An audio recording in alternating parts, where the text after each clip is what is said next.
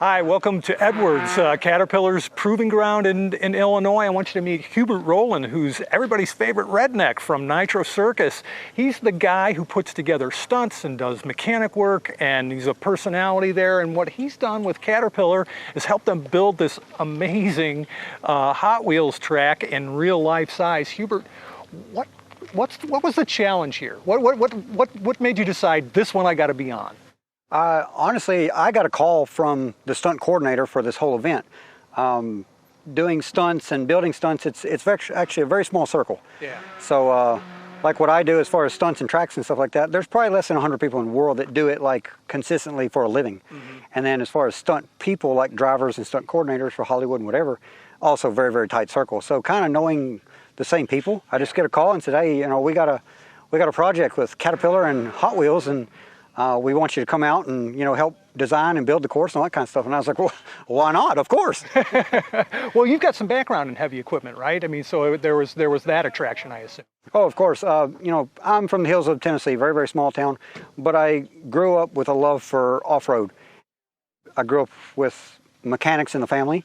So mechanical, I went to mechanic school straight out of high school. And then also growing around farms, I grew up running equipment like tractors and skid loaders and dozers and stuff like that. And I raced motocross for years, and I always built my own stuff. So that's kind of where I always had that love. You know, I loved to ride, but I loved to build it at the same time. I was the kid that showed up at races, and I'd wait for the dozers to come out there just so I could watch them. And then, of course, years later, meeting Travis and Nitro Circus and such as that, I actually got to be a part of that, you know, meeting the right people, just doing a good job and waiting for someone to give me a chance. You know, I truly believe if you do a good job, you treat people how you want to be treated, it'll all work out. I think there's a lot of people watching this video that will relate to that. When they came to you with this project, was the track already designed? How did you get involved in actually building this? So the very first step of it was they're like, we need you to fly out here and look at the site. Mm-hmm. And you know, I'm not used to budgets and stuff like that. I'm used to, you know, smaller people and individual tracks and, you know, Nitro, and I'm already there. So I'm like, you know, I don't really need to see it if you don't need me to. They're like, oh, we'd like you to see it. We'll show you around, show you how cool this place is. I'm like, all right, cool. So we come in here, you know, a month or two beforehand and kind of look at the land and say, all right, you know, just kind of take your mind and picture what you would put where. Nah. And I was like, all right, and we come here, look at it, you know, it's all grass, but you kind of get a visual. Right. And then you go home and you either draw them up on paper. I use Google SketchUp and kind of draw some jumps and kind of this is what I would use for this vehicle and this is what I would use for this vehicle, and let them kind of decide what they want to use, and then we work together and incorporate it in different spots. Okay, all right. So you know the capabilities of these vehicles real well. You know what they can do. Yeah, coming from stunts and racetracks, I've been around a lot of different racing type vehicles, and a lot of vehicles in general, and I'm sure many people have. And so, you know, some of the areas, you know, I need to know what it is that's jumping it. Like the big jump, we know it's a Pro 2 truck, which is kind of a short course truck, a lot of suspension, a lot of power. I kind of know what to put under it, and it'll fly it just fine. The little rock section, I need to know what size the buggy is, because you don't want the rock section to be too small. It's like it's going over a driveway, but you don't want it to be too tough, because then it can't make it. Yeah. You kind of want to, it wants to challenge, but it's all for camera, but also it's a challenge at the same time. Yeah. So on this course, where is the biggest challenge to the vehicles that are running this thing? I mean, where were you saying this is about the edge of what this thing can do? Honestly, vehicle-wise, I don't really see a whole lot of challenges, because it's tamed down to keep the vehicles intact. It's not a race course. You know, I'm used to building race courses to where we'll throw something at them just to slow them down. Yeah. Or make them learn to be drivers, or make them have to drive the vehicle, because there's one thing to build a course where you just hold it wide open everywhere, and it just flies and it works. And then there's one to where it's a driver's course. You have to kind of time over the stuff and make it all flow together. Yeah. This being Hot Wheels, of course, which are awesome cars, and kind of replicating the little Hot Wheels track. Yeah. We want to make it very feasible and safe on the cars, because these are real life cars. There's real life people in them. It's not like a little toy car. Just send it and see what happens. So some of the challenges were fitting what they want in the areas they want it. Okay. Because like right behind me, this shelf here, you know, these two jumps in a row, normally I would space them a little bit more. Okay. But the shelf is only so big, and for camera, you know, we're trying to picture some airtime, but also some control. You know, make it look like a Hot Wheels. It's really cool. Sure. Yeah, you get that flow of that Hot Wheel car going around the track, just all gravity. I really push for the loop. Yeah. to bring the loop in. Yeah. Where's the loop? But they kind of down the loop. I guess I don't know. A little pricey, I'm guessing. Maybe a little pricey, maybe a little bit of risky. It is what it is. But they've already done it, so you don't want to do it again. Sure. Yeah, right. And so what part of this, what for you was fun? I mean, did having the equipment that Caterpillar's got here at Edwards turn out to be one of those, hey, I can really knock out some dirt moving with that? For sure. Right out of the gate, they're like, we've got our operators and stuff like that, and we can handle it, and then we get you to fine tune it. I'm like, wait. I'm used to just me building everything, like me and one buddy. And I said, I know y'all can do it. Like, that's easy. I would love to be a part of it. Yeah. I'd love to help be there, and that way it's always going in the right direction. I'm sure y'all can get it there and be super close. But this is kind of what I do.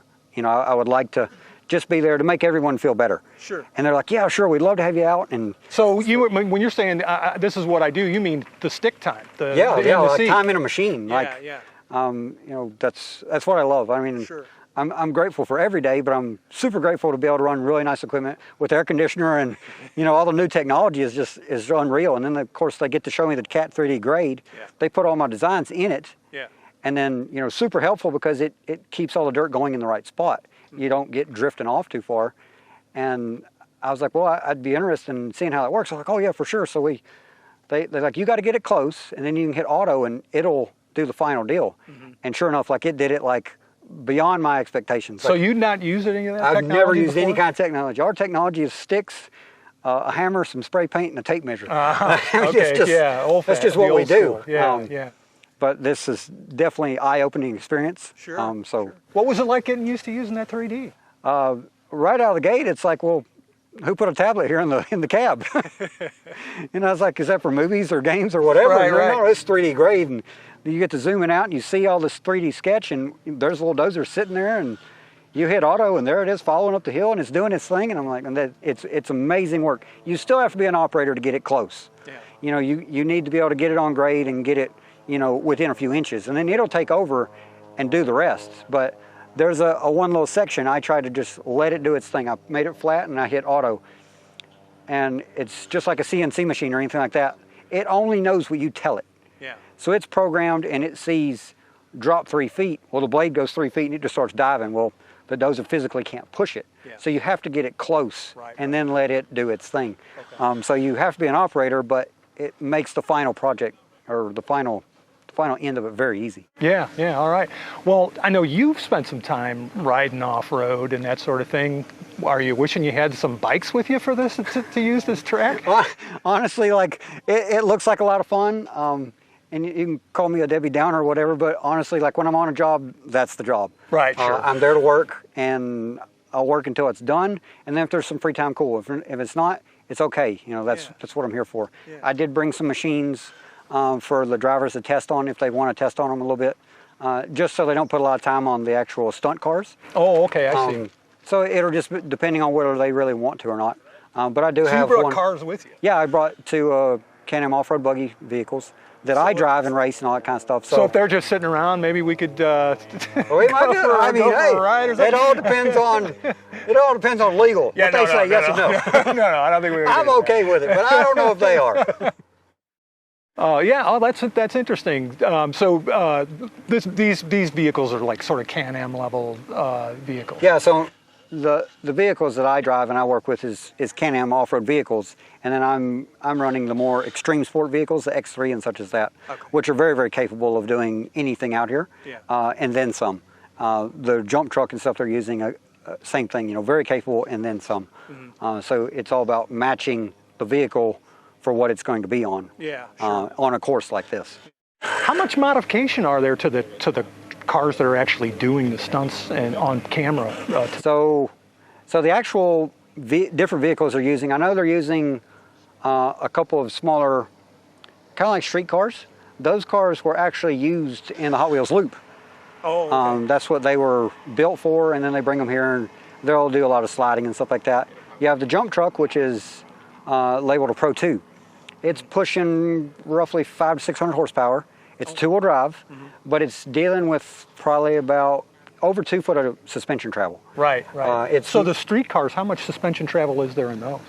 very similar to a normal street car, probably 8 inches or so. And they're going to be running the track. They'll be running portions, you know, Okay. probably more of the flat portions, more of the power up and goes. Right. And then they've got a little rip rod buggy that'll be doing the rocks. Right, It's very similar to the side-by-sides that I have as far as suspension-wise and power. Okay. And then they have another buggy, which is more of an off-road style buggy. A lot of suspension travel, VW powered, old Volkswagen motor, and it'll be doing Really, some jumps. an old air cooled. Yeah, it really is. It's super cool. Lots of suspension. It can. Going to do the jumps up Yeah, here. those can do that kind of stuff, and it'd feel like riding on a pillow. It just no big deal. That's great. So That's awesome. Fantastic. Yeah, yeah. Well, you know, I really appreciate your help with this. I wish you the best of luck in everything that you do. Well, I really appreciate it. You know, thanks for your time, and hopefully everybody enjoys the video. Yeah. It's a lot of work, but it's a lot of fun all at the same time. Yeah, well, it looks like you're having a great Oh, time. it's a blast. I'd love to trade seats with you sometime because it looks like a blast. Well, come on, jump in. All right, take care.